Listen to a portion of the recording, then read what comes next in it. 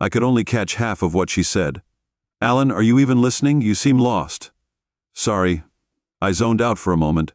"What were you saying?" "The terms are straightforward. There is nothing to argue about. I'm not asking for anything." "Got that?" "Absolutely nothing. You keep the house, cars, and once the money's in the bank, it'll all be done in 3 months. I was at a loss for words. Marcy and I had been married since high school. We raised our twin daughters, Cindy and Sandy, who went off to study at Columbia University. We had a comfortable home in the suburbs. We both drove Volvos and Marcy had hers. She had her own credit cards and phone. I never denied her anything and never cheated or mistreated her in any way.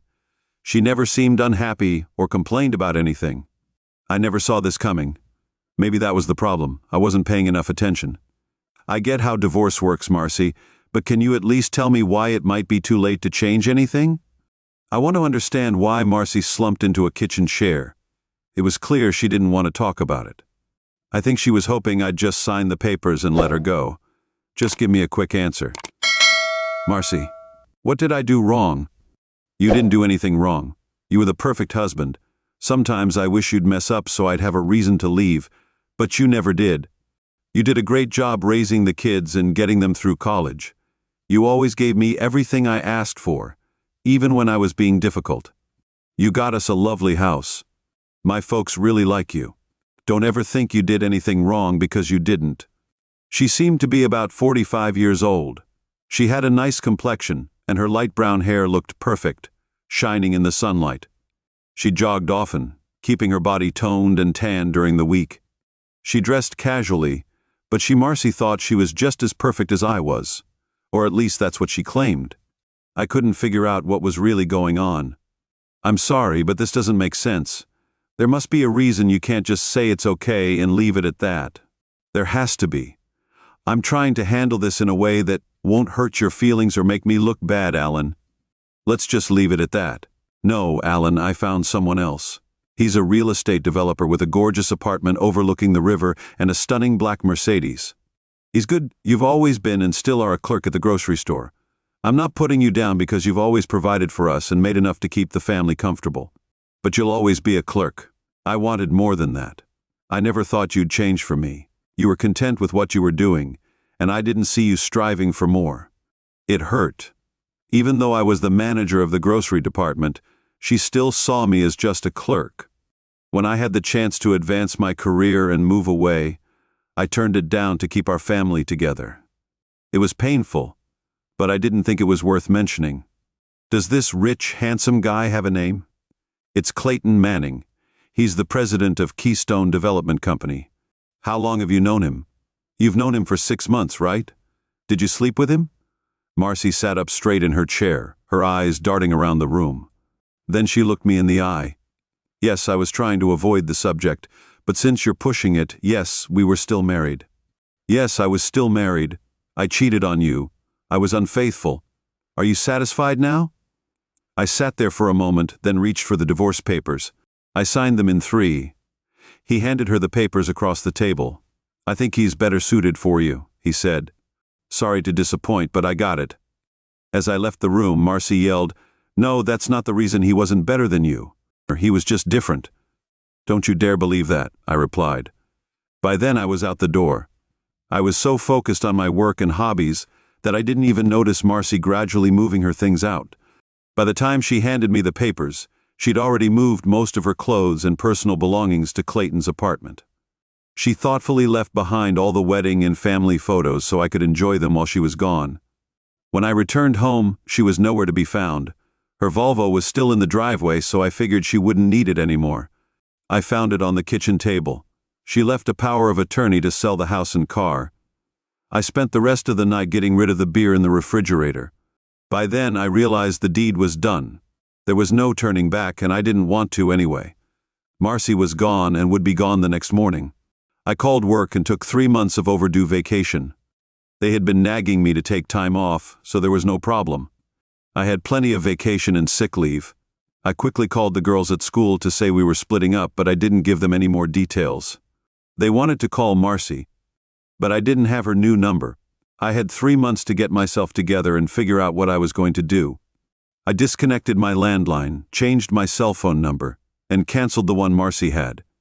I got the low book value of Marcy's car from a friend who's a real estate broker.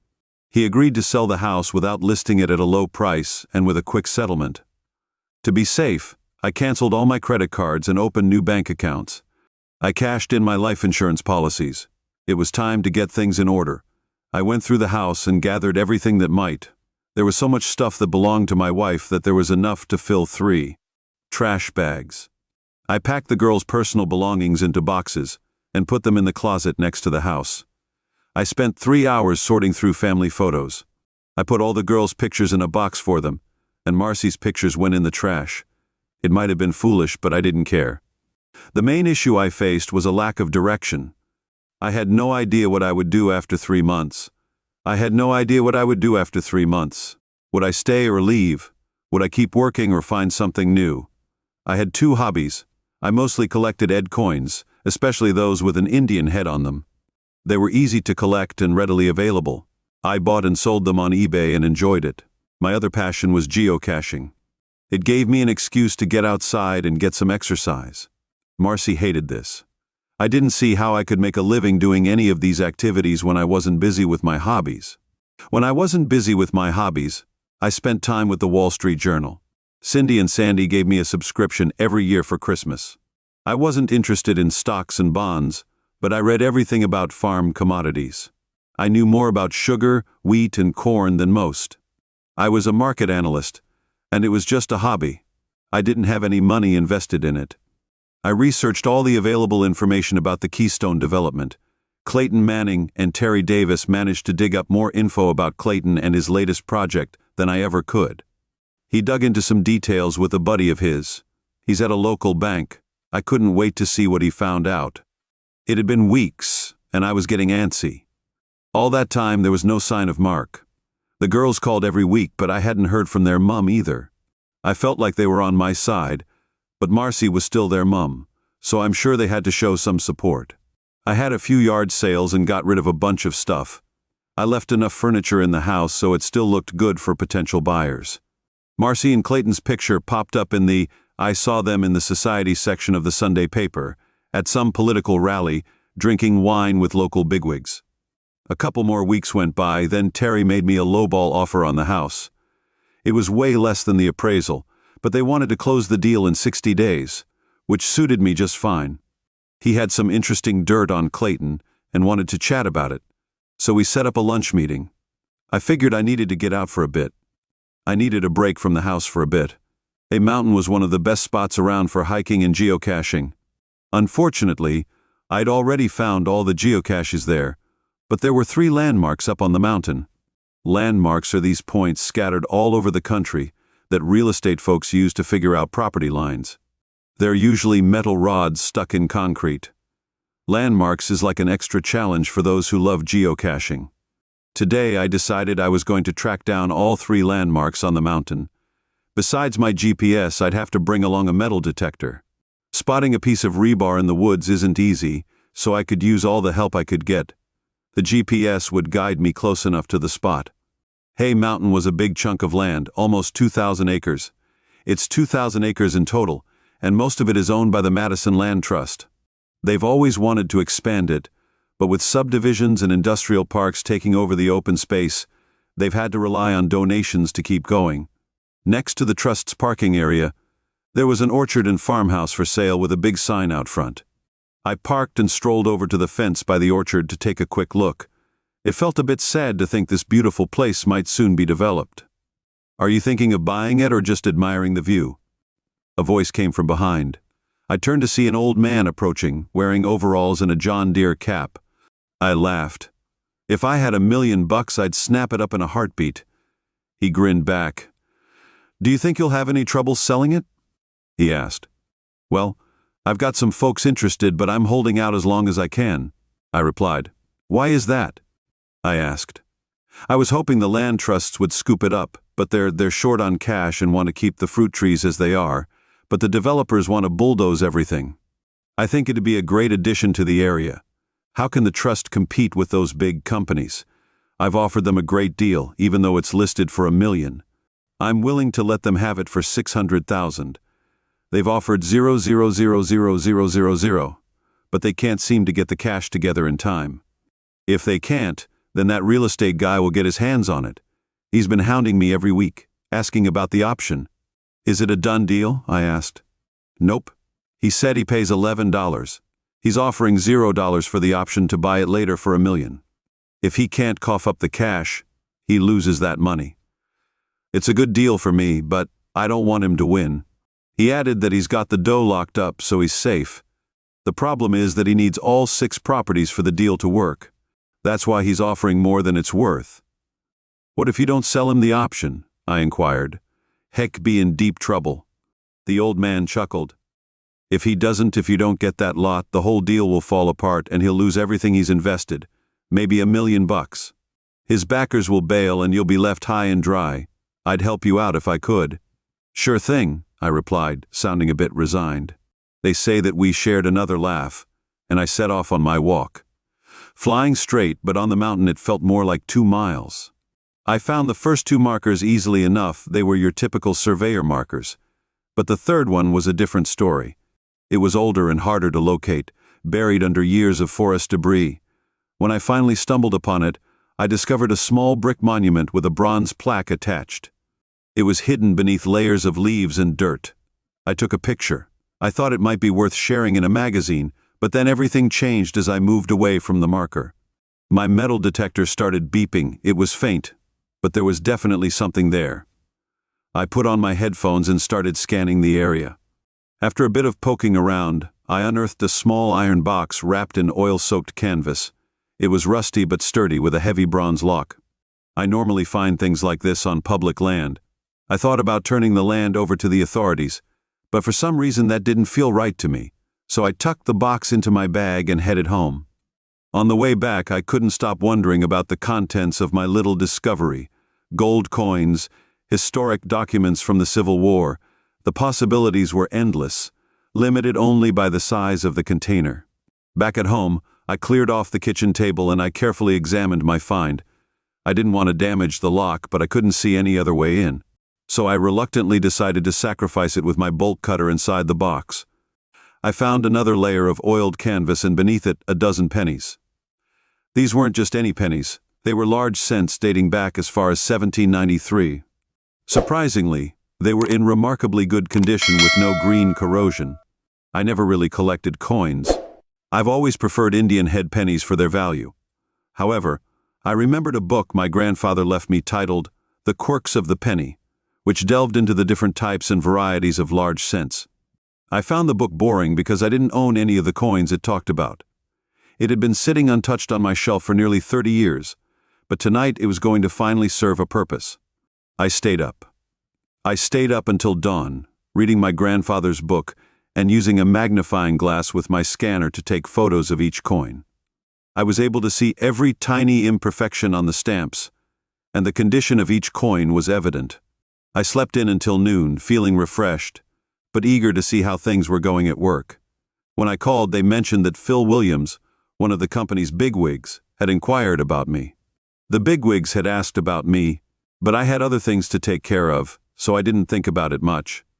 The next thing I did was get a safe deposit box from the bank. After spending an hour looking into it online, I was amazed to find out that my pennies were worth a lot more than I'd thought. It wasn't just because of their age, but also because of their condition and the different stamp varieties.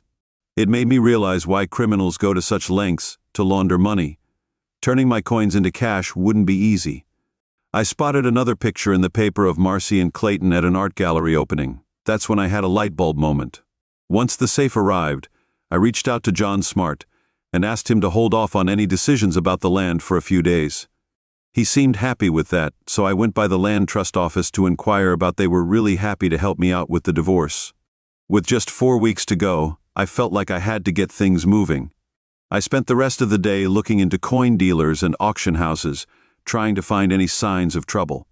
I ended up going with Tower & Burns in New York City. They seemed like they could handle controversial sales discreetly. I made an appointment with them for Monday afternoon to wrap things up. On the day, I gave the girls a call and we arranged to have lunch together on Monday morning. When I arrived at Tower and Burns, I was impressed by the modern, elegant showroom. After I gave my name, I was taken to a less glamorous part of the building. "Welcome to New York, Mr. Simmons. I've heard you've got some intriguing coins to show us. Is this your first time visiting the city?" I took a seat in the chair opposite James. I recognized Towers from the ads, but he seemed a bit older now. "My daughters go to Columbia University, so I've been here before, but never on business." "I'm not doubting your knowledge of coins, but do you have someone on your team who's an expert in early copper coins? It might be helpful to have them here." I said I wasn't too fussed about it, and I think that's a great idea. He said he'd get Cookson to come into his office. "Murray, can you have Cookson come into my office?" Maurice Cookson, who had written several guides on large cents and half cents, soon entered. He looked older than his photos, but then again, who doesn't mind looking younger? "I have 12 special coins I'm looking to sell today. I hope to sell 4 and keep the 5th for your consideration. I'll hold on to the others for now. If today goes well, I'll offer. I know it sounds incredible, but I believe 6 of them will fall under the conditional sense of status. Mr. Cookson can confirm if I'm right or not, since coins like these don't come up for sale often. I thought you might be interested." I explained where they came from. James asked where they were passed down to me by my grandfather when he passed away. He didn't want them to be cast out, but the story is a bit. It's hard to believe. "Can you show us what you've got?" James asked. I laid out 4 photos on the table, each playing both sides of one of the coins I was offering today. They were enlarged about 5 times their actual size and crystal clear. James and Maurice examined each photo carefully for several minutes. "So, what's your asking price for these 4? James inquired.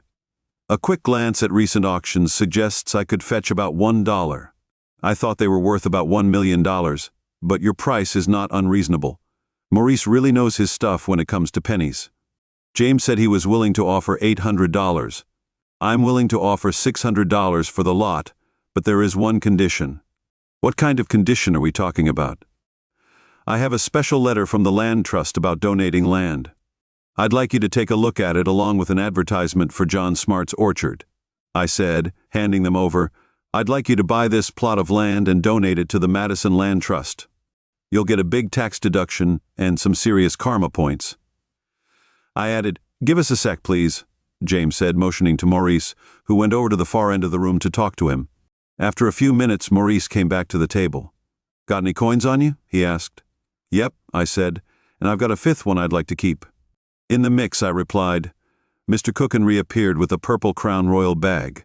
"We're willing to honor your terms on the land deal and hope you'll do the same on the coin deal," he said, dumping the bag's contents onto the table.